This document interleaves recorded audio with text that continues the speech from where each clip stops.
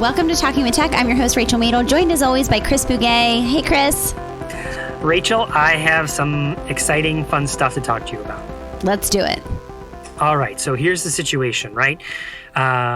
There are people that use iPads that need keyguards, and you typically have to either buy a keyguard or what a lot of people are doing now is creating their own keyguards with 3D printing, right? I'm sure you've seen this or seen people doing it. Yes, I don't know anything about 3D printing other than you can make really cool things, including keyguards. So a number of years ago, I saw this as an opportunity. We had purchased a 3D printer, and I thought this is like such an authentic problem, right? Like keyguards are, if you buy them, they are usually laser cut. So there's laser cut machines, and you get this special material, and you put in what you need, and then the laser cuts it out, and that costs somewhere in the ballpark of, let's call it $70 or so to be done, give or take, right? It's like, okay, well, what if we printed our own? We could make these. We had a 3D printer, and like I said, authentic problem. So I brought it to a bunch of students, and for whatever reason, it just crashed and burned. Like I said, this is maybe 6 years ago now, something along those lines. That just weren't able to put it together and pull it together. But we tried, right? We tried. Now, out in the world, there's other people that have figured it out. They too have had the same idea. Let's 3D print these keyguards and give them to students, and this way it's a lot less expensive and it's a lot less permanent, meaning when you buy one and you've got it laser cut, it's very unforgiving. We need to change the speak selection size, the window at the top. Well, sorry, you had it laser cut. This is what it is, But if 3D printed, you can just 3D print another one, and the cost goes way down. You can choose different colors. You can have different, all sorts of different variations. You want little raised dots as waypoints? Yeah, we can add those in the 3D design, the print, right? Anyway, I've seen people do it over the years. I've been seeing different people on. I know, for instance, one of our friends, Jennifer Schubring, does it. And I've seen other people. There's a website called Volkswitch. Somebody uses that, VOLK switch, volkswitch.org, I think it is. Don't quote me. It'll be in the show notes. I'm sure Luke will double check. But this is someone else that has done 3D printing. The issue that I was facing, though, specifically in my neck of the woods, is that we use a particular case that is almost used exclusively, because this particular case, the manufacturer of the case says if the iPad breaks while it's in our case under certain parameters, part of our warranty covers the iPad.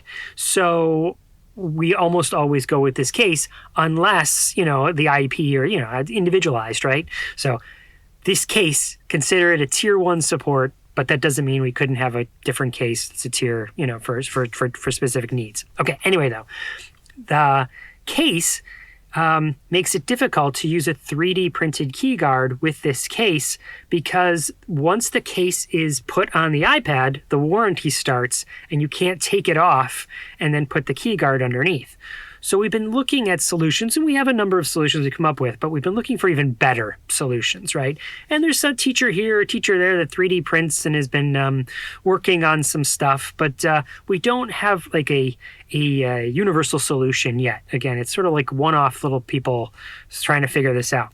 So where am I going with this, Rachel, is that I've had now 2 sessions where I partnered with someone who's called an instructional facilitator for technology. So the technology coach in a school.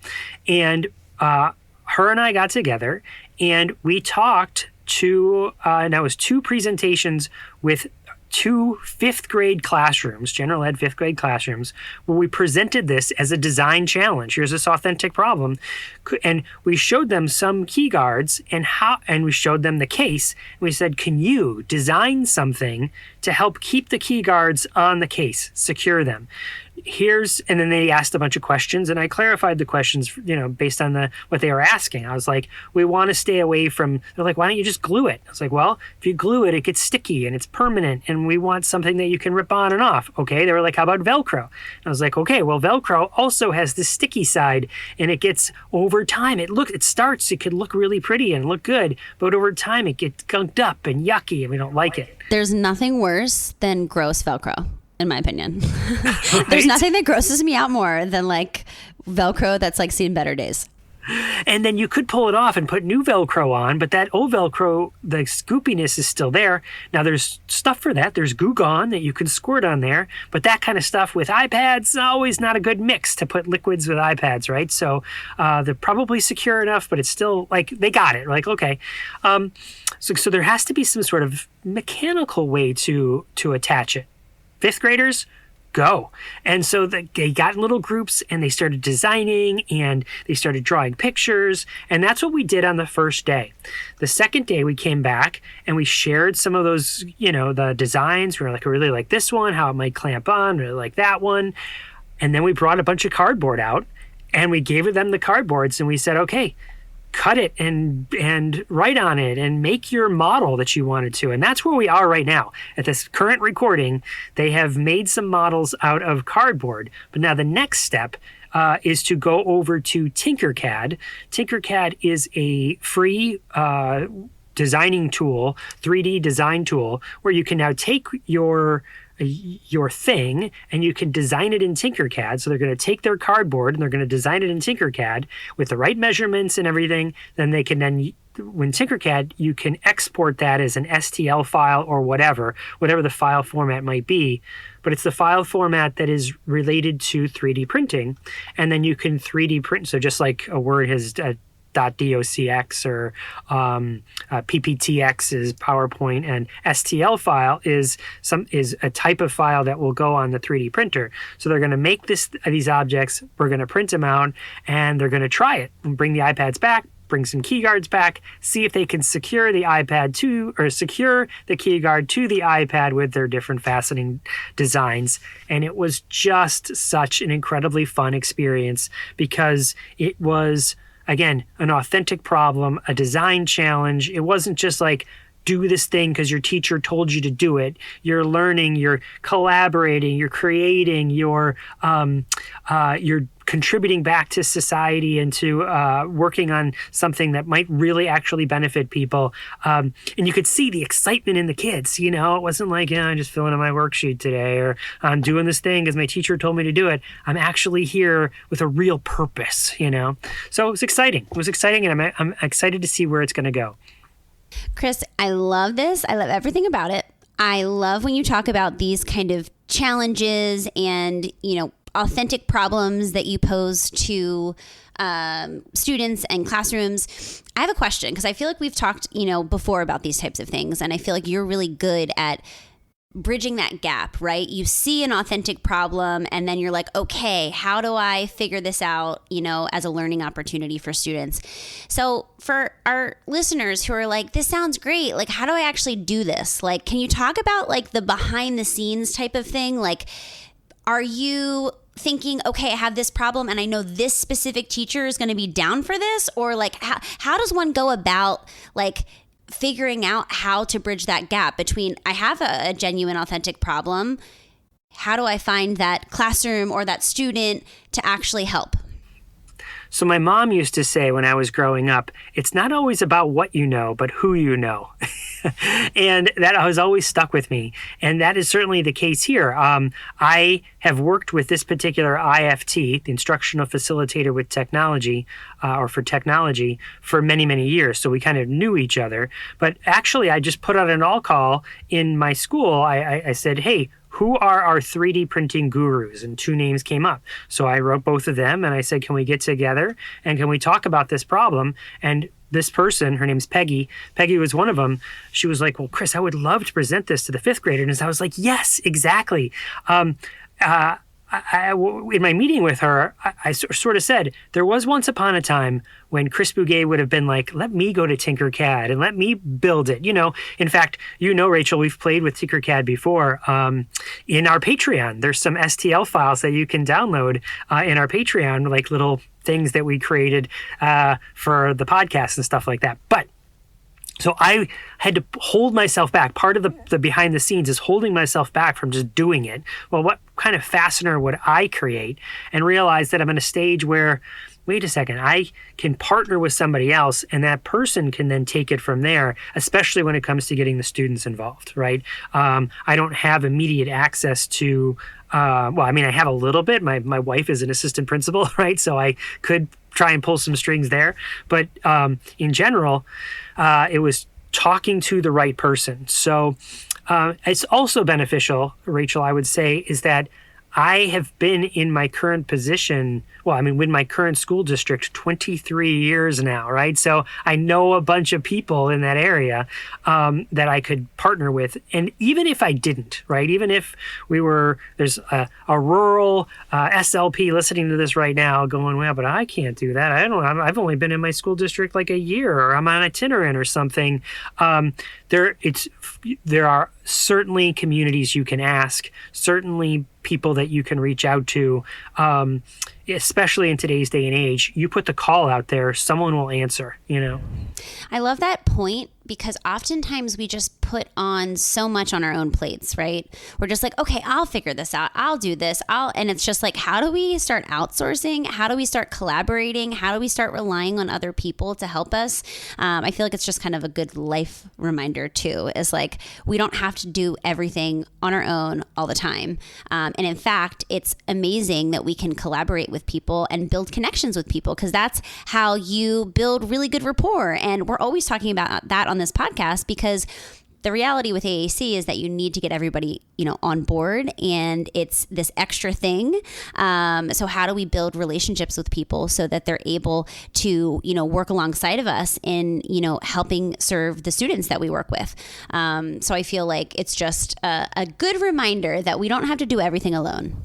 Mm-hmm. Part of the skills that Peggy also brought to the design challenge with the fifth graders is she had presented this design thinking framework with visuals to explain for the students. So it's not like I just rolled in and, puked up a problem. There was a flow that we went through. Okay, here's stage one is listening to what the problem is and asking follow-up questions. And that's how so that was bullet point number one. That's what the visual said to do. That's what we did.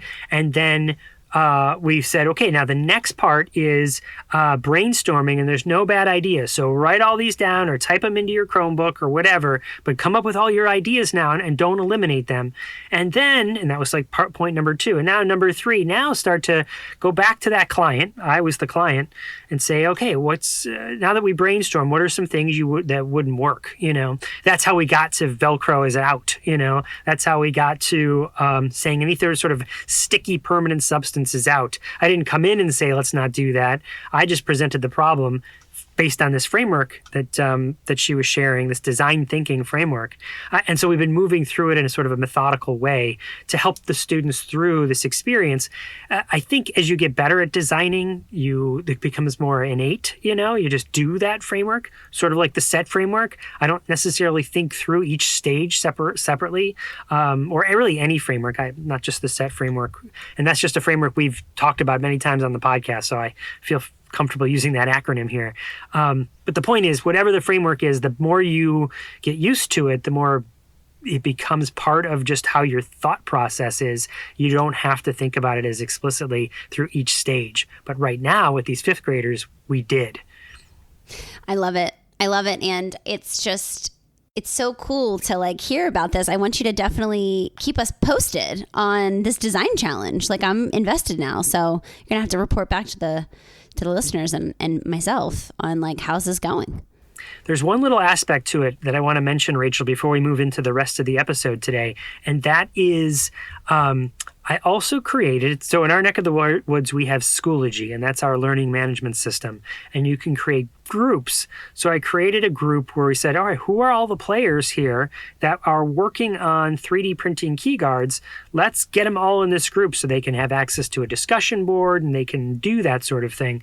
It really got me thinking that there's a great opportunity here for someone listening to our podcast right now. Again, in the same vein, I don't think you and I should create it, but there's an opportunity out there that somebody else could create a key guarding for AAC Facebook group, right? Or some other sort of group that exists where people who are interested specifically in figuring out how to design and print key guards that will fit in all these different cases that might exist can get together and share the results, share what works, because there's a lot more to it than just, printing the file.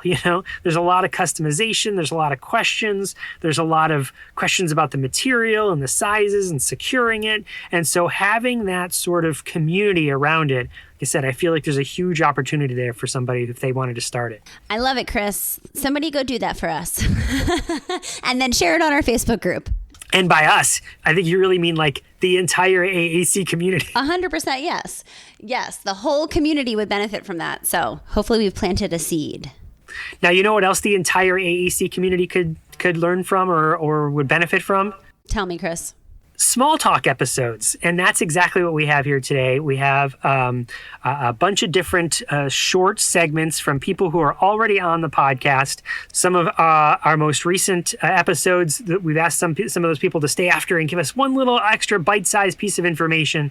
So here's what we've got coming up. We've got Dr. Smidt has come back to talk about universal design for learning and how that works at a university level.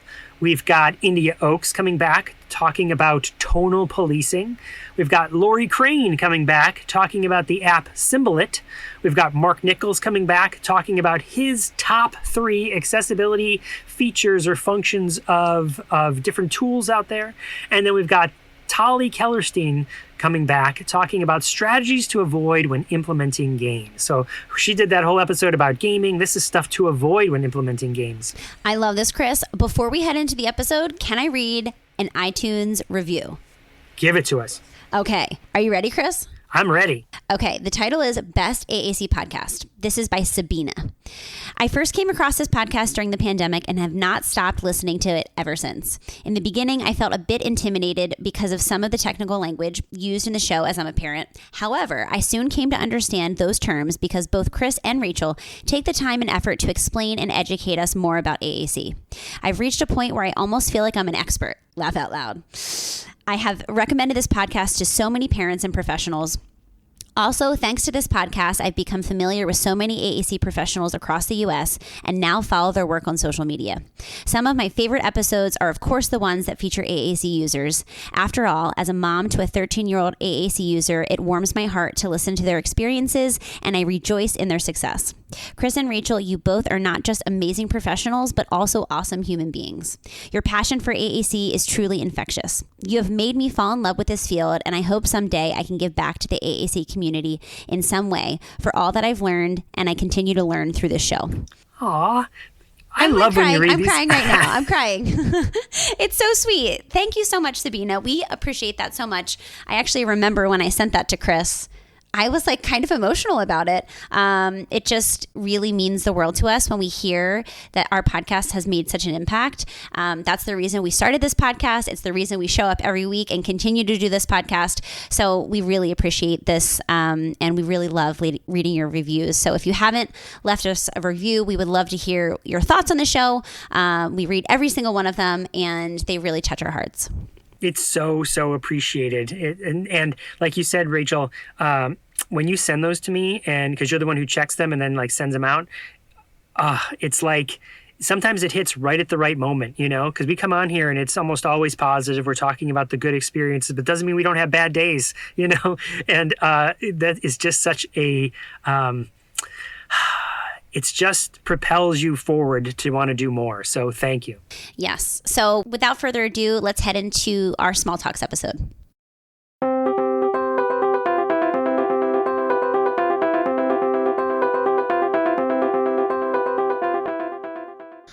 Are you enjoying this episode?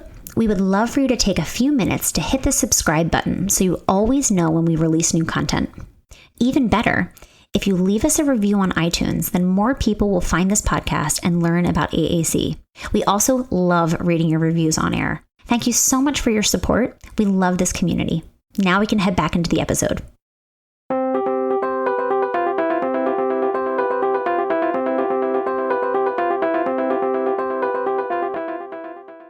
I'd like to welcome back to the podcast, Dr. Andy Smidt. Dr. Andy Smidt, how are you? Thank you for coming back onto the podcast. And we're going to talk about, well, you tell us, what are we going to talk about today? We're going to talk about Universal Design for Learning, UDL. Well, now that is something we've mentioned on the podcast, but it's always good to hear about it. And I would love to hear your perspective about it. And we don't talk about it enough on the podcast. So let's chat. What's on your mind about it? Okay, so my interaction with UDL is as an employee of my university. I am the Faculty Disability Liaison Officer. And what that means is that students come to uni with a range of learning needs. They might have a health condition that makes them tired. They might have ADHD. They might have autism. They might have a range or hearing loss, visual loss. We then have to provide them with an academic plan that modifies the standard teaching to allow it to be accessible for students with these learning needs. Over the last 12 months, I've become really interested in universal design, because universal design says, hey, we don't have to modify for these particular students. What we do is we teach in a broad way whereby everybody can learn. And that involves all the fun things. It involves using tech. It involves small groups, breaking them into parts. It involves presenting material in a range of creative ways. So make a power tune, put it on a Padlet, do a podcast.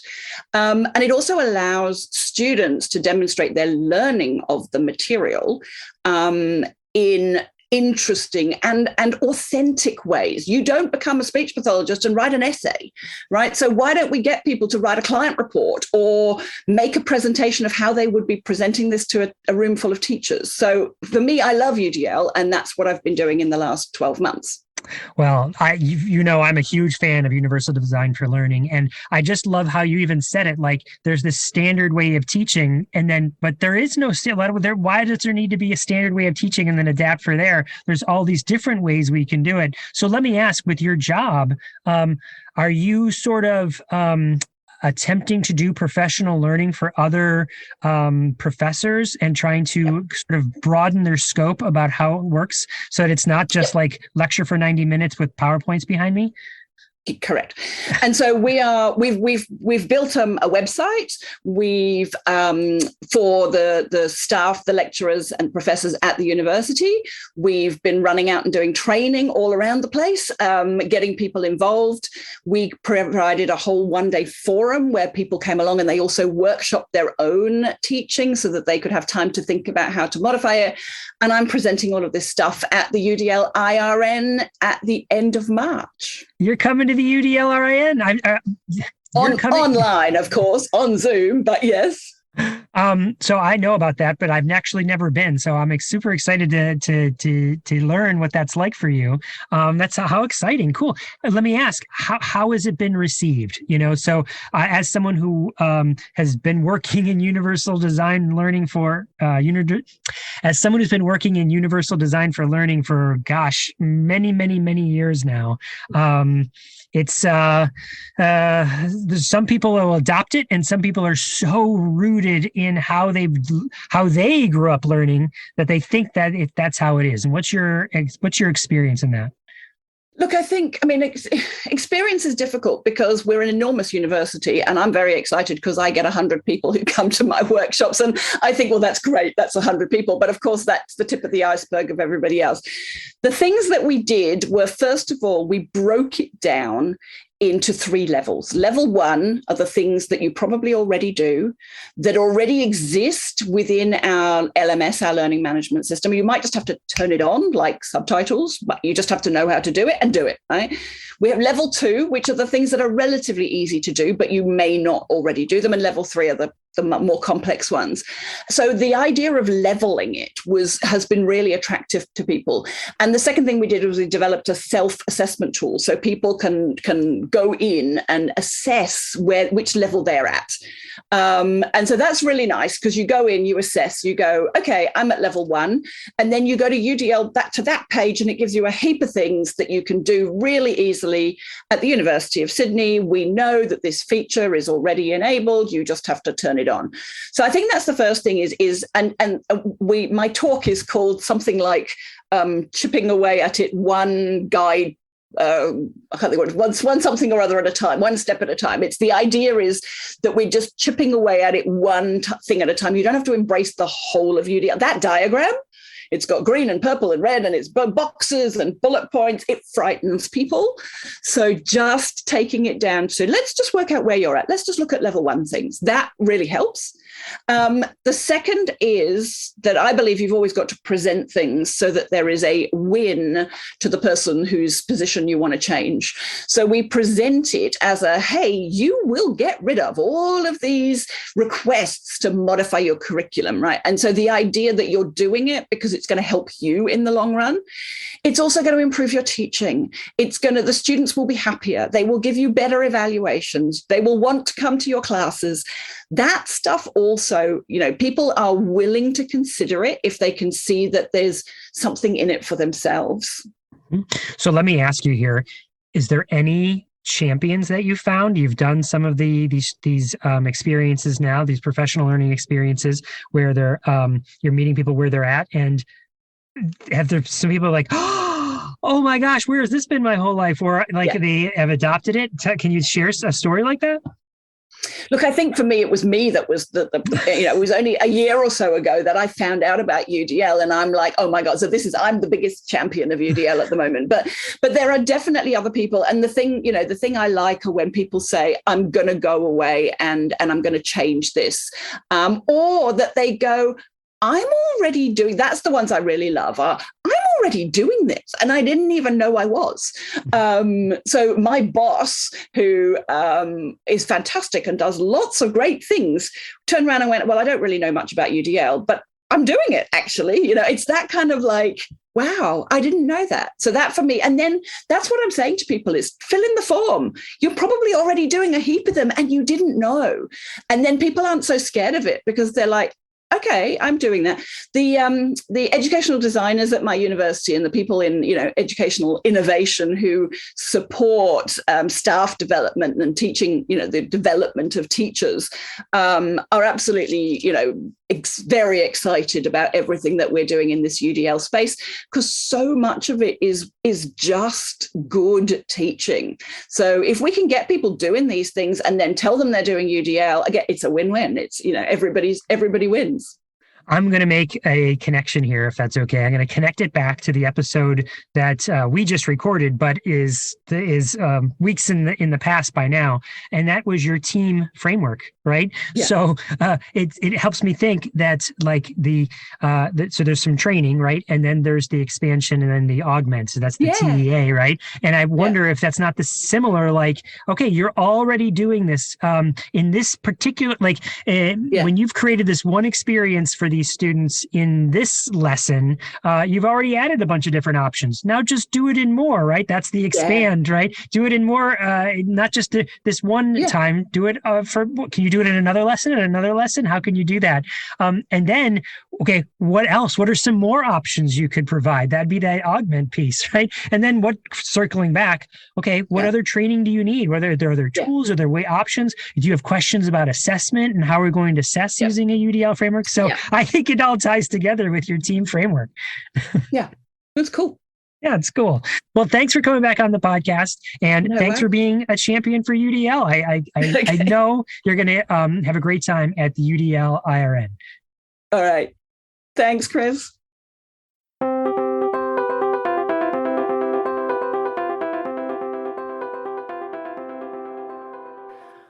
Well, I'd like to welcome back India Ochs to the Talking with Tech podcast. India, thank you so much for coming back and talking about whatever you want to talk about today for our Small Talks episode. It's great being here again, and there was so much we could have talked about before. I am thrilled to talk with you more. So to open, for those listening, have you ever tone policed someone in a conversation you didn't want to talk about? The reality is, many may not be aware of the term tone policing, but it goes on all the time.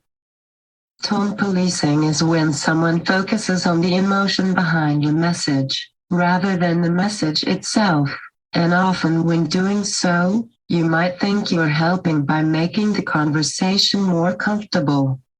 If you Google tone policing, or search on social media, you likely will see it connected to shutting down conversations on racism, but it happens with any oppressed or marginalized group, including disability and ableism. But let me do a quick role play, and apologies in advance for not being able to change my tone, especially as we talk about tone policing. A parent talks, with passion, at a special ed advisory committee meeting, saying, "Did you know, kids of color are 3 times more likely to get arrested by a school resource officer, and more than 25% of Black boys with disabilities, and almost 20% of Black girls with disabilities, receive at least 1 out-of-school suspension in a given school year, and no one does anything because, hey, the school resource officer started a running club." Then a special ed staff member responds by saying, "You know, I totally agree that this is a very serious problem, but all of this anger you are displaying is really distracting from the issue. Don't you think there must be a more civil way to bring it to the public's attention?" That is tone policing, a tactic to silence people. But it's not just about silencing people. Those who tone police also are protecting their privilege. Sometimes it's white privilege, but sometimes it's the privilege of not having the disability the other person may have. Tone policing is a way to stop a discussion by criticizing the emotion instead of the message itself. Or in other words, it lets those in privilege define the terms of a conversation about oppression in order for that conversation to continue. No question we are raised to be civil, polite, around people, but people do not always understand the hurt that comes when someone is sharing their experience and being discriminated against or marginalized or excluded. And instead of focusing on the issue or acknowledging the person's reaction to such biased behavior, the first thing they hear is, "There is no way this can be discussed productively until you calm down." But think about it. How can we have any discussion, tell any story, if emotion is not included with the reason? Here is another point in tone policing. There are some issues that do not need any debate, that should not have 2 sides of the story to discuss, like using myself as an example. If someone said, "Is your speech disability actually a severe disability? Since you are so successful, let's debate." Guess what? There is nothing to debate about my speech disability. It doesn't matter if I was President of the United States, I still cannot speak clearly. There is no cure. Full stop. That may seem like a ridiculous example, but those scenarios happen just as much as if someone wanted to debate if a transgender woman was really a woman. And here's a final point, since I know I just said a lot and I am sure you have your own thoughts, Chris, but we really have to check ourselves in terms of how we internally react to hearing something. No one is saying we can't have whatever emotion comes up inside of us if we are uncomfortable by someone's story, but we also should not say to someone, "It's hard to take you seriously if you are so emotional." Just like we need to listen to why someone who uses AAC refuses something, we need to listen to why someone is emotional. These kinds of discussions are about real issues. And instead of stopping the discussion or trying to talk about it differently, because it makes us feel uncomfortable. We need to do the right thing and help stop the oppression or discrimination from happening. The other person is not whining. They are not being aggressive. They are not being hysterical. Someone's anger is genuine. Someone's fear is real. Someone's frustration is valid. And so that's why it is about listening not only to the words, but the emotions too. So we know how to acknowledge and support those facing the traumas when attacked or marginalized. India, doesn't it seem like a completely human thing to do is if you're being marginalized, if your kids are being marginalized, if the people you care about are being oppressed, to have an emotional response to that and to change your tone. And you're right. The silencing that happens around that, the tonal policing, is just an escape mechanism to not have the conversation. I'll leave it there for a What second. parent doesn't get emotional? Yeah, exactly. When your kids are involved, everyone does. It's the human way to react and to respond. So again, strategy wise, let's ask, you see this happening. And again, you're trying to be the best ally you can be. Or if it's happening to you, if it's happening around you, if you notice it happening, what do you think are some strategies we put in place to prevent it? Either in the moment or something to prevent that from happening in the first place.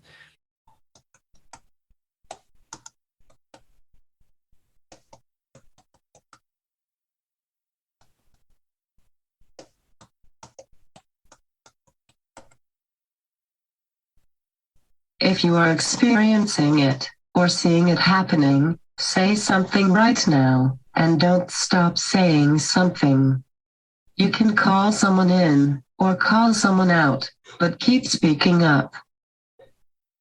So for instance, in that situation where if someone did do a tonal policing and I was there, I could say, and I say I don't mean me, Chris, I mean a person listening. I might say, wait, I really want to hear what they have to say. Like, continue on, like, silence the tonal policing by keeping that ball in the air, right? And keep that message going.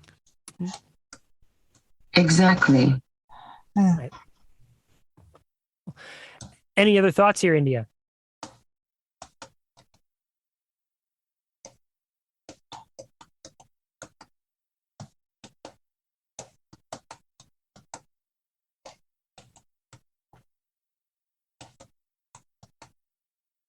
Or like I did this summer, I spoke up when someone tried to silence me on Facebook, said as much as I could, and then wrote about it in an article as a way to get it all out. So even if you can't do it in the moment, don't let it go. Come back. There's more forms of communication than just speech or just writing it on a Facebook message.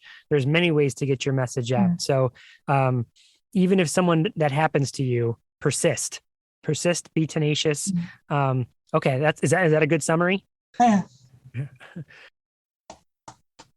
Perfect. India, let me just ask you one follow-up question there. How do you persist? How do you find that? Because I would imagine, I mean, I know from my own neck of the woods, sometimes I get frustrated with that the ship is not turning fast enough. The needle is not moving fast enough. Whatever analogy you want to use, I can't make it move in the direction I want it to move.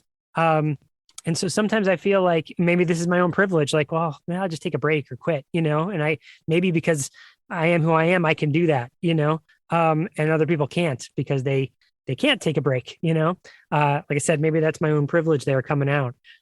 What do you do? What's a strategy you use to keep at it,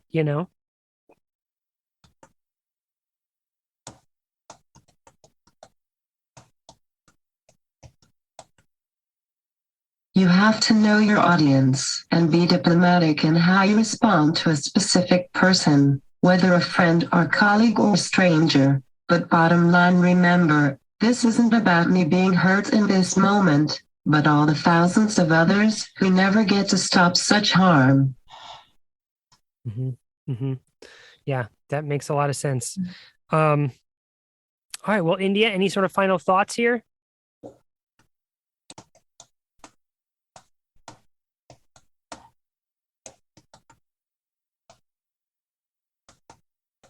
There's a very cool comic about tone policing that I will share with you, Chris, that I think all your viewers will find value in looking at.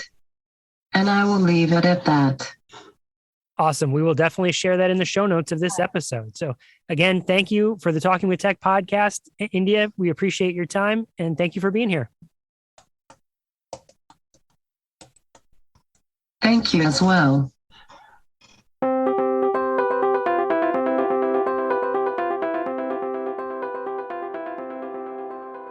Welcome back to the Talking with Tech podcast. And again, Lory Chrane, how's it going? Thanks for coming back and chatting with us some more. What do you got for us today?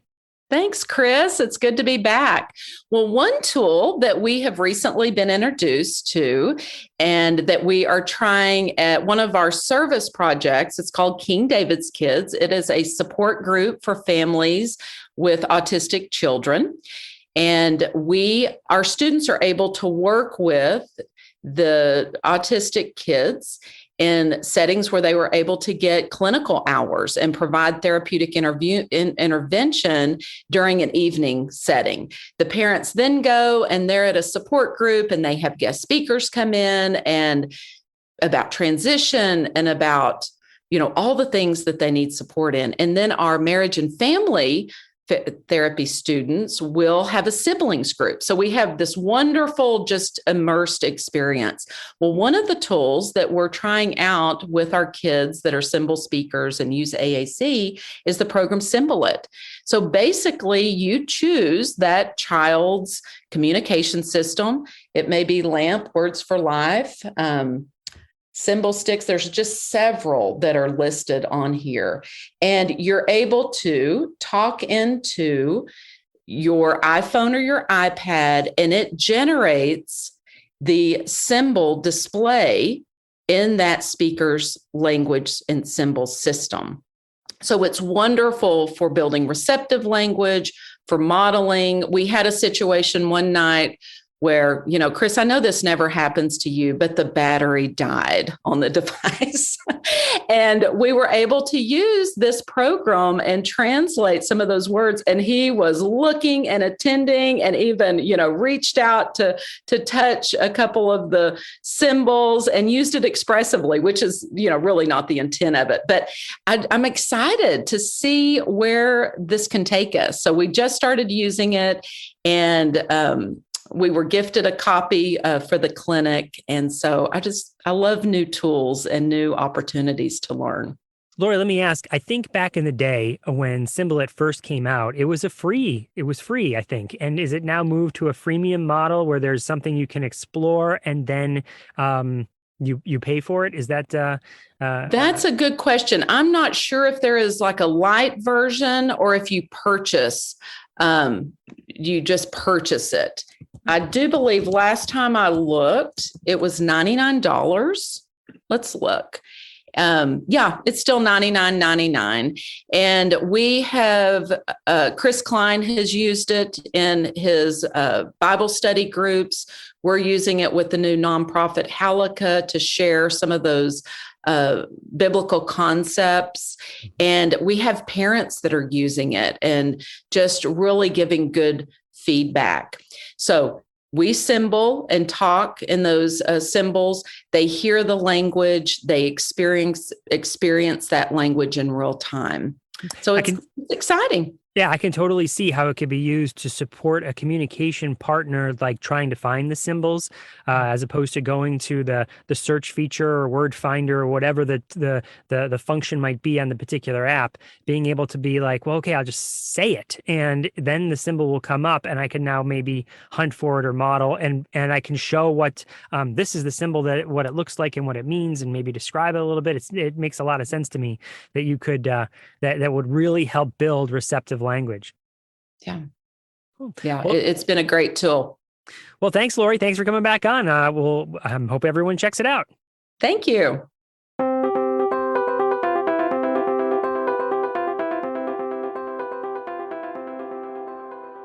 So I'd like to welcome back to the podcast, Mark Nichols. How's it going, Mark?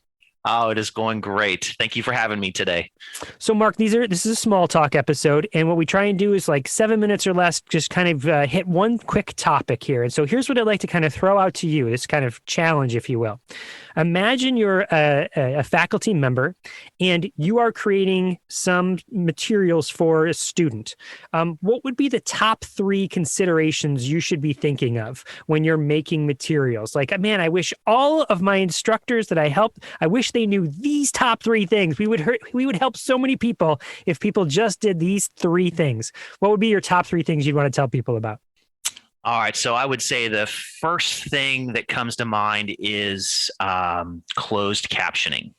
Closed captioning and live captioning. So we do a lot of work, which has been amplified extensively because of COVID, of helping to support faculty in the creation of inclusive media by having access to tools that can auto-generate captioned content for their captioned files for their videos, leveraging machine generated AI captioning mechanisms, but also in providing professional level post-production captioning services for students that require a higher degree of accuracy in the caption content. So Virginia Tech has tools, like I said, that are machine generated.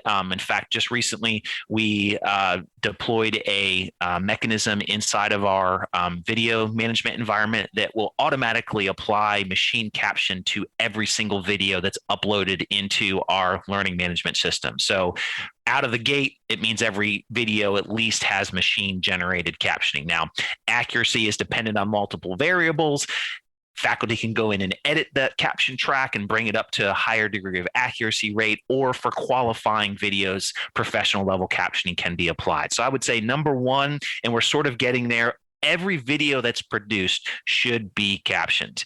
And live captioning is a very important element at Virginia Tech, especially for public front-facing events, not just in the instructional environment. And so we now have models set up to bring live captioning with a live transcript available on any content that is shared via digital means at Virginia Tech. So captioning, absolutely number one thing. And we do have a campaign, Choose Accessible Learning Materials campaign that's focused on captioning on our website, that gives a whole bunch of information about why should I, how do I do it, and how do I share this information with my colleagues to get them to hop on the captioning bus. So anybody looking for that information's on our website.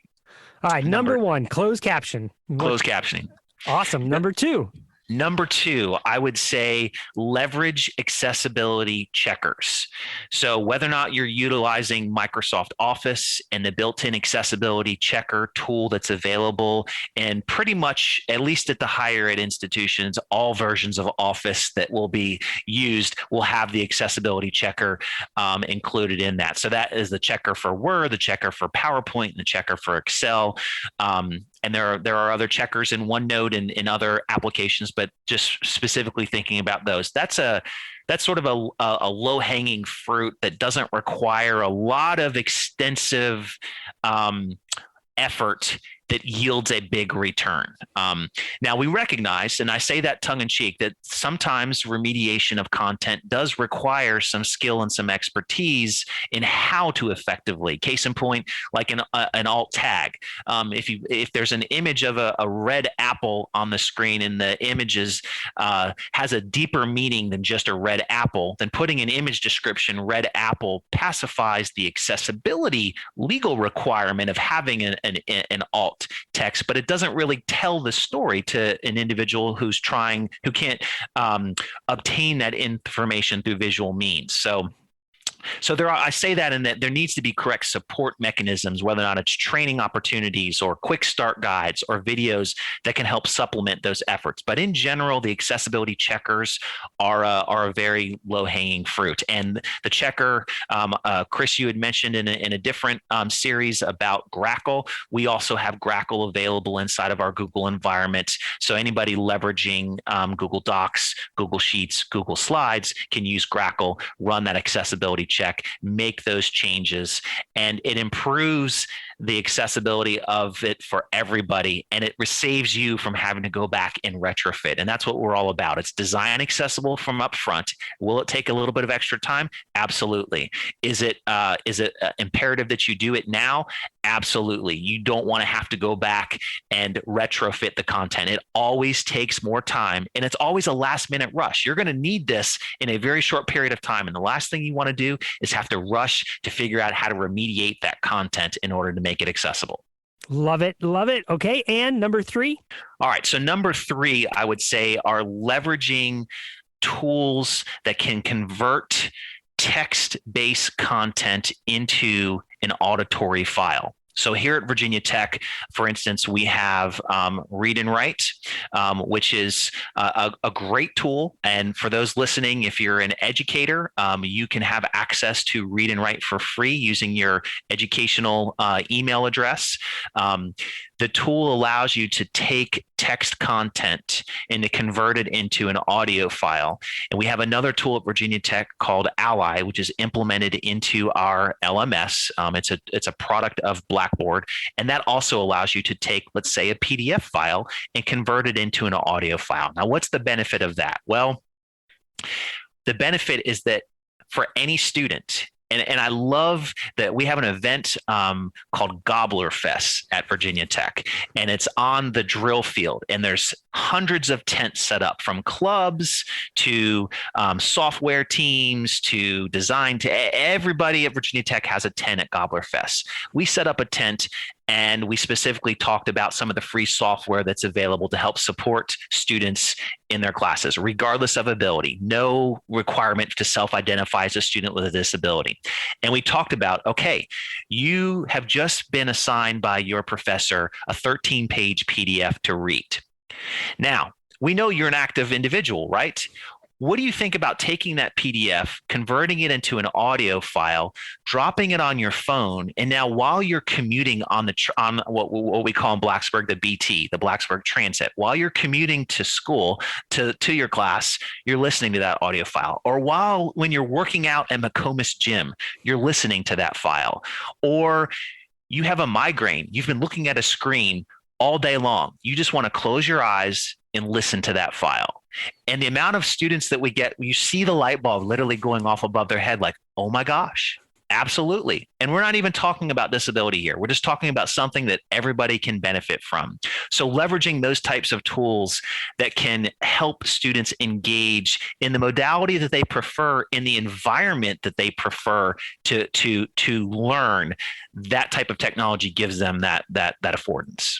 I love it. I love it. Those are great strategies, great techniques for everybody. Thank you so much, Mark. Really appreciate it. You bet. Thanks for having me, Chris. Well,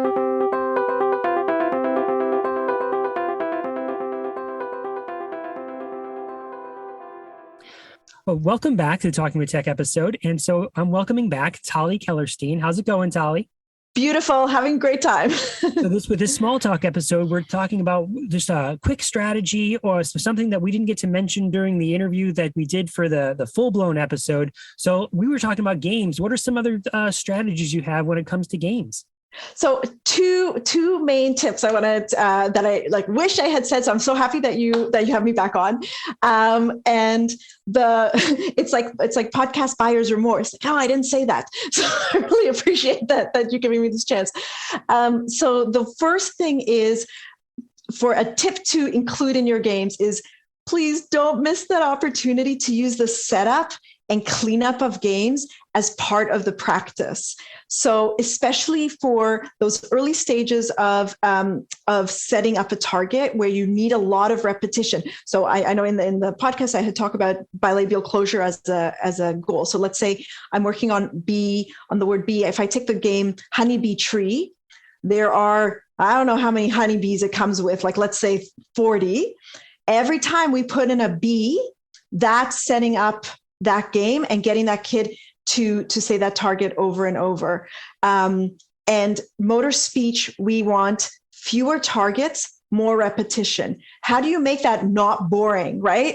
Like books are a beautiful way to do that. And games with multiples of the same pieces are a great way to do that. So same thing when we're then putting away the game. You'll take those pieces and put them in the box and save them as you need them. And if you need to shorten it or lengthen it, then you take 5 Bs at a time, or you take 6 Bs at a time, but you've still got this opportunity for that mass practice or block practice. Then, oh, wait, I got to jump in there. Yeah. And say it's one of my favorite strategies too when working on language targets. Like you're saying, put in. I'll often pretend that the container is like a little monster, and like open, and then the students are like open, and so open up people can't see my hands right now, but I'm opening my hand like it's a lid, and then nom nom nom nom. We eat the bees as it goes in, and then they have to say open again, for it to open up, and it's just over and over, and the kids are laughing, and you get that repetition in. But it's also sort of a fun way to put things away and take things out, right? Totally. It's going to eat your hand as you're to get the bees out. Oh, gotta get it fast. It's so super fun. So what else? Yeah, what else do you got? What other strategies? And you just glossed over it, but you can't underestimate the power of humor as well, right? that power of your finger might be bitten off, and a little bit of surprise. And then the other piece of like what to avoid. For me, I really avoid games with batteries that are going to take up my airtime. Usually, if there's a battery, that means that the toy talks.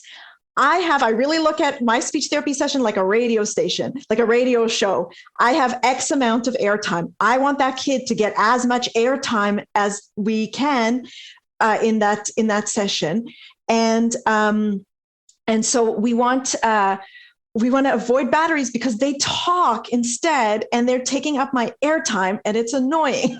So somebody gave me a great hack for Lucky Ducks, because I'd said that was the one game that I make an exception for because it's so motivating. If you take out one battery of Lucky Ducks, apparently it stops quacking, but it still rotates. So stellar tip. It was my friend Roseanne Israel at Fun to Talk taught me that. I wish I had known that. Like so many times I had turned a left corner and my car started quacking because the ducks were in the back. So those are my two. Those are two just additional tips that I'm just looking at my notes to see if there's anything that I missed. But yeah, those are the two kind of extra golden nuggets that I wish I had shared. And I'm super happy you gave me the opportunity to do it. Love it. Thank you for coming back on and sharing. Appreciate it. My pleasure.